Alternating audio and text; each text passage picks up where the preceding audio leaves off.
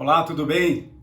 Estamos de volta aqui no nosso canal, onde sempre compartilhamos do amor de Deus, escolhendo temas para trazer uma experiência agradável à nossa vida, à luz da palavra de Deus. Se você assiste esse canal, mas ainda não se inscreveu, por gentileza se inscreve aí no canal, marca no sininho, toda vez que tiver um novo vídeo você já recebe a notificação automática. Mas se você já acompanha, replica sempre os vídeos na sua rede social para outras pessoas, incentiva elas também a se inscrever no canal. Sempre aqui falamos do amor de Deus e isso nos motiva, isso nos alegra. Hoje o tema que vamos conversar juntos aqui hoje é sobre o ponto de vista. O ponto de vista.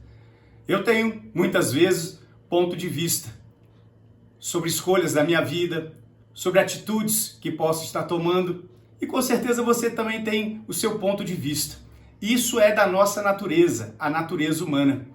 O que é interessante a gente observar nisso, que o ponto de vista, até a indicação sobre a interpretação disso, está relacionado com o que nós andamos vendo para interpretar e para tomar decisões e fazer escolhas. Mas é muito interessante que não é só o olhar que faz com que estejamos nos direcionando para escolher. Muito mais está relacionado ao que está no nosso coração, aquilo que nós alimentamos. E se tem algo que influencia o nosso olhar, é o nosso coração. Porque a partir do nosso coração, conforme ele está sendo alimentado pelas nossas emoções, pelas nossas escolhas, pelos nossos pensamentos, pelos nossos sonhos ou até mesmo pelas frustrações, o nosso olhar começa a olhar para os outros, começa a olhar para o mundo sobre esse tipo de influência.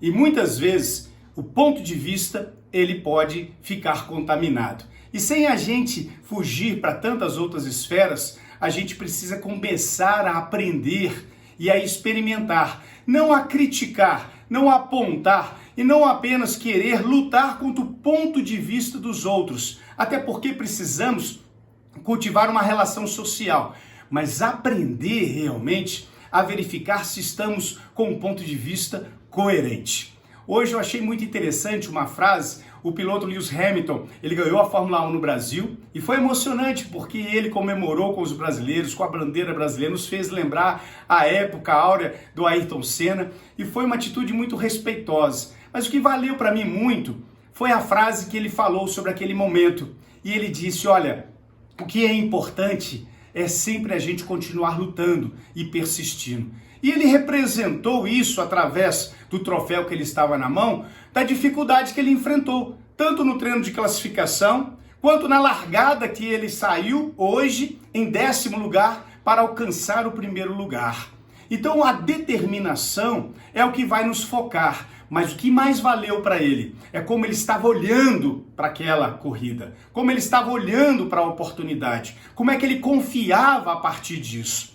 E a Bíblia, ela nos traz uma experiência poderosa sobre isso, entre tantas outras. No livro de Números, o capítulo 13 e 14, há um momento que estava lá Moisés e Arão liderando o povo, porque ele estava atravessando um deserto, saindo de um cativeiro de 430 anos do Egito, e chegou um momento que Deus fala para Moisés e Arão para preparar o povo, porque eles já estavam vencendo o deserto e alcançar a terra que Deus estava indicando que eles iriam habitar. E aí, o que faz Moisés e Arão? Eles separam e escolhem uma pessoa de cada tribo.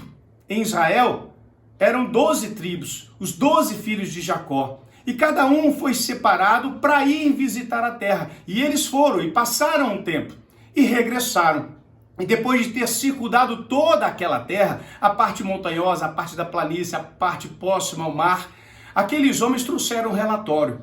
E 10 deles falaram o seguinte, realmente a terra produz muito, mas não é uma terra para nós, porque é uma terra de gigantes, de homens fortes, de povos poderosos. E nós viemos aqui para morrer nas mãos deles. Muito mais interessante seríamos ter ficado lá no Egito. E com isso eles influenciaram o povo. E o povo clamou, e o povo ficou triste, o povo começou a chorar, começou a murmurar. Mas 2 daqueles 12 foram diferentes. Josué e Caleb, o que eles falaram? Espera um pouco. Não é essa a nossa visão do que vimos lá. nós vimos uma terra que produz com fartura. Está aqui os frutos. Olha a qualidade do fruto. Olha a condição da terra que nós vamos habitar. E não temos nenhum medo contra isso, contra aqueles que estão habitando. Porque como Deus nos tirou e nos sustentou até aqui, e se Ele está nos prometendo essa terra, Ele vai nos dar essa terra. E aí começou um grande tumulto, o povo todo foi influenciado, até que Deus fala então para Moisés e Arão: esse povo não quer ter parte comigo. Esse povo vai querer viver conforme o seu próprio olhar, conforme as suas próprias convicções, sem deixar que eu possa habitar no coração deles. E aí Moisés clama pelo povo, e aí então Deus fala: olha, nós vamos fazer o seguinte, o que seria para de imediato, ainda durará 40 anos aqui no deserto, até que essa geração passe, porque tem um coração contaminado e não está quebrantado, para que depois a sua descendência possa entrar. Mas está garantido a geração de Josué e Caleb, pelaquilo que eles mostram, pelaquilo que eles influenciam dentro da sua casa, herdar essa terra prometida. O que eu quero dizer com isso é que não está sobre só o seu olhar, só sobre o meu olhar. O que nós estamos fazendo de escolhas, ele transborda além da nossa vida. E se eu tiver um olhar para um mundo que está em constante crise, em constante condições de desafios, olha, como que nós vamos prosseguir? Em nenhum momento Jesus falou que no mundo aqui teríamos uma vida fácil. Pelo contrário, ele foi categórico: no mundo tereis aflições, mas tem de bom ânimo. Sabe o que significa isso? Coloca ânimo no coração para que a sua visão possa ser sempre de acreditar. Porque o que estiver ao seu alcance, ao meu alcance, faremos. Mas o que estiver além do nosso alcance, Deus fará. E Deus é quem faz por nós. E não porque Ele quer que o meu nome, ou o seu nome, que a minha casa, ou a sua casa seja glorificado, mas para que o nome dele seja glorificado e todos possam crer que Deus existe. A prova disso é que diante do maior obstáculo, do maior desafio da nossa vida, que é a morte, Jesus venceu. Jesus ressuscitou. Então, se a morte possa trazer um obstáculo, eu não vou fraquejar, eu não vou temer, porque a ressurreição de Jesus, ela vai me dar a vitória para a honra e glória de Deus. Confie, olha, a crise sempre pode ser uma oportunidade. Então confie que diante das provas é onde Deus mais opera na vida daquele que crê, na vida daquela que crê. Então hoje é o momento, depende do seu ponto de vista. Se está ruim, pode ficar melhor. Basta você conseguir ver o que Deus tem preparado para você e o que Deus tem preparado para mim. Deus te abençoe. Um forte abraço.